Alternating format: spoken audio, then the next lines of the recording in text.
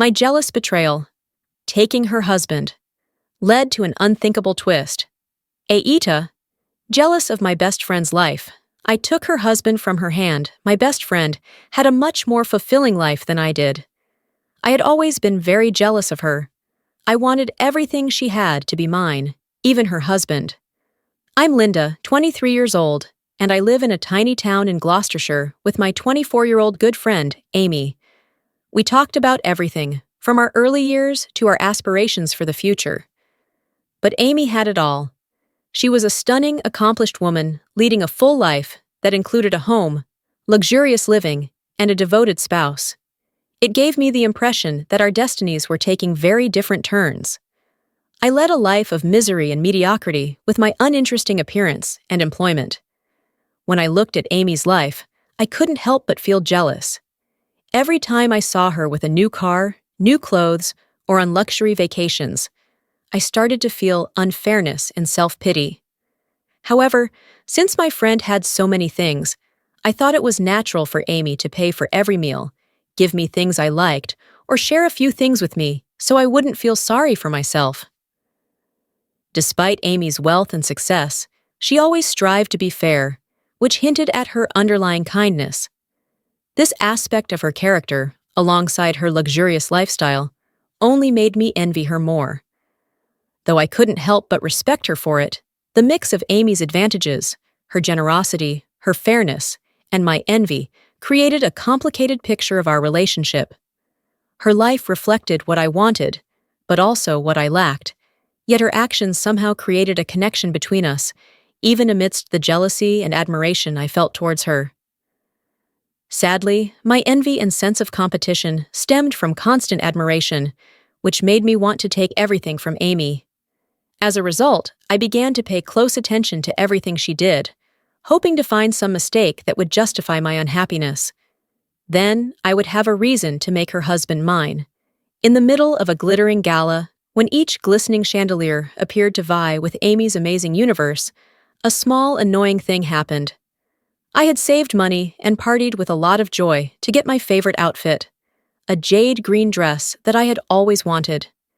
Every time I put the dress on, I felt more secure because of its deep green hue, which complemented my quiet, collected, yet self-assured demeanor. Amy, caught unaware amidst her gleeful laughing, carelessly spilled her scarlet Pinot Noir, staining my cherished dress. She offered to buy me a new one in her favorite shade of smoky purple in exchange for replacing mine. She remarked it fit me better and gave me a more refined appearance. Her gesture was lovely, but I wasn't fond of the new tint. Instead of purple, I had intended turquoise. True to her promise, she showed up with a swanky, smoky purple dress, her eyes gleaming with generosity. For her, it was but a small price to pay, another couture added to the heap of frivolities. But that dress, to me, was a symbol of the lot that I didn't have, and everything that Amy did. She rewarded my acceptance with a radiant grin, pacifying her conscience at the quick resolution. The fact that I had to alter my attire due to her error irritated me. Amy could never know how much that blue outfit and her kind smile meant to me because she lives in such a luxurious world. She has the opinion that if something is broken or lost, it just needs to be replaced. Given this perspective, I wondered if she would similarly show her resilience and move on to someone else if her fiancé was no longer with her. Coincidentally, I had the opportunity to observe Amy's reaction when she suddenly discovered her husband was having an affair. Amy suffered from pain and sadness. She was lost and didn't know what to do. When Amy's husband cheated on her, it proved how wrong she was to think everything can be replaced like broken things. I really didn't agree with how she saw these things, so I thought about making her husband cheat again to teach her a lesson. I wanted her to realize that people and feelings are not things she can just swap out. Acting on impulse, I changed to a new style because I wanted to show myself as a simple person, not smarter than the man.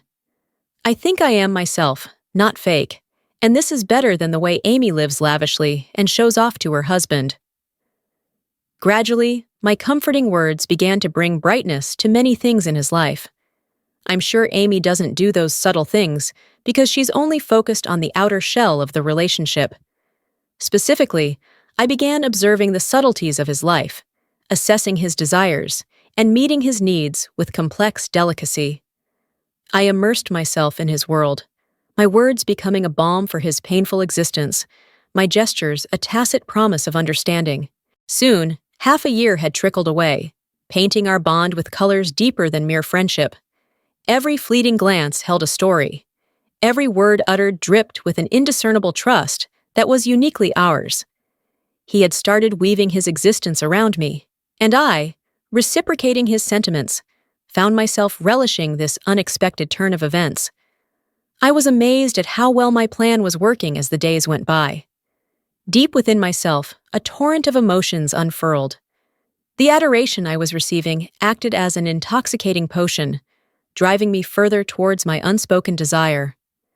In the labyrinth of fleeting moments and lingering emotions, I allowed myself to bask in his admiration, the appeal of being desired blooming in my heart like a beautiful, dangerous blossom. It was Amy's unspoken negligence, her absorption in her grandeur, that subtly coaxed me into acting on my deepest thoughts. My envy and Amy's negligence morphed into a venomous cocktail, prompting me to encroach on her territory one stolen glance at a time. He began moving in my direction, picking up on the compassionate signals I was sending out. In her world of opulence, I stood far less fortunate. My life was simple and devoid of the riches that embroidered hers. Yet the universe conspired to gift me with the one aspect Amy had been deprived of, her husband's companionship. Amy found out everything. I wasn't as fortunate as Amy, but even so, I didn't care at the time because Amy's spouse had already been given to me. Despite the upheaval, I felt a calm descend upon me. His affinity towards me seemed unwavering, unperturbed by the disclosure. His warmth hadn't diminished, his trust still intact. In those moments, I recognized the victory over my circumstances. I might not have been as fortunate as Amy in terms of material wealth, yet in possession of this newfound relationship, I felt rich in ways that Amy's opulence couldn't match. His affection had painted my life with colors richer than any luxury could add, and that was a victory I was ready to embrace. When she discovered the truth, Amy felt like she was hit in the heart by an unexpected arrow. Surprise and pain must have been building inside her, like a storm sweeping across the mental landscape she had meticulously constructed. This was a complicated, confusing feeling that she couldn't manage at all. Amy's eyes went from being warm and loving to being icy and aloof. She was shocked to see how quickly I had gone from being her best friend to betraying her. Amy undoubtedly has a deep emotional scar on her soul from this ordeal that may never fully heal. She might have had some concerns, some misgivings in her heart over my relationship with her husband. However, Amy decided to ignore those doubts because she had complete faith in this close buddy.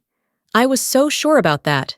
Amy was always convinced that our relationship was so strong that nothing, not even her husband, could damage it. In her opinion, I'm probably more than just a close friend, more like family.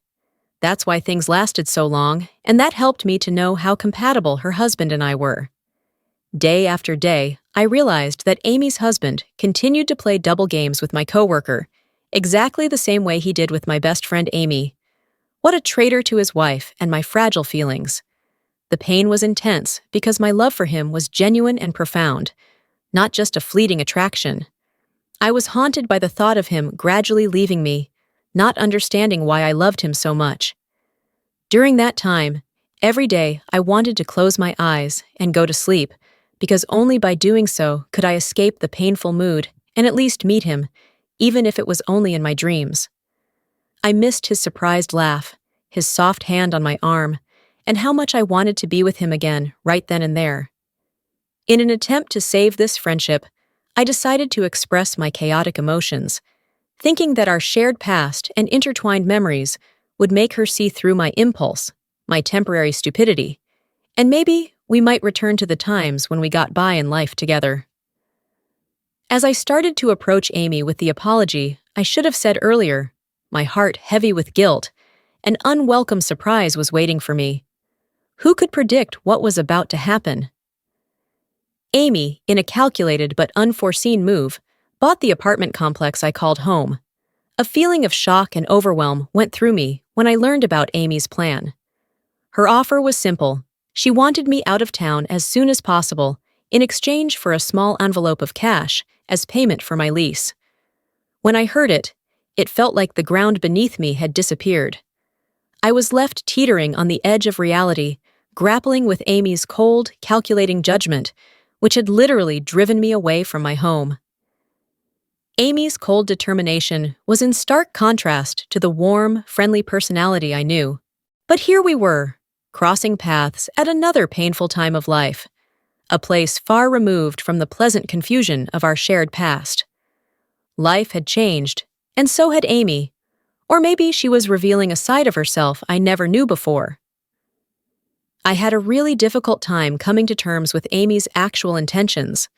Her cruel side caused me to feel a strange mixture of feelings that I had never experienced before, which was a stark contrast to her innately kind disposition. Accepting Amy's new negative personality was like walking through a maze of confusion and hurt. The contrast between her past kindness and her current coldness left me feeling confused and emotionally exhausted. It was difficult to reconcile the person I thought I knew with the person standing in front of me at that moment. I had to accept that Amy's actions defined me, and worse, would determine my future. Despite the agony inside of me, had she always had these hidden agendas, or had her situation made her personality completely different? With no obvious answers in sight, questions raced through my head like leaves in a storm. Following the tumultuous events surrounding my betrayal and the unraveling of our friendship, life took divergent paths for both Amy and me. Amy, resilient and resourceful, seemed to effortlessly navigate through the aftermath of our fallout. With her charisma and determination, she quickly rebounded from the ordeal, finding success and fulfillment in various aspects of her life. Amy's career flourished as she climbed the corporate ladder with unwavering ambition and drive. Her natural aptitude for leadership and strategic thinking propelled her to the top of her field, earning her accolades and recognition from peers and superiors alike. In addition to professional success, Amy cultivated a vibrant social life, surrounded by a circle of supportive friends who admired her warmth and generosity. Meanwhile, I found myself grappling with the repercussions of my betrayal of Amy, struggling to regain my stable life in the wake of broken dreams. The pain of being alone lingered like a dark cloud, casting a shadow over every aspect of my life. Despite my best efforts to move forward, I felt stuck in a cycle of self-doubt and despair, unable to escape the grip of past traumas. While Amy's life seemed to sparkle with accomplishment and happiness, mine paled in comparison. I watched from the sidelines as she celebrated milestones and confidently moved forward, while I remained mired in feelings of inadequacy and failure. The stark contrast between our respective paths was a constant reminder of my failures and deviations in perspective and character. In today's modern society, Amy was the epitome of success and grace, while I struggled to reconcile the person I had become with the person I once aspired to be.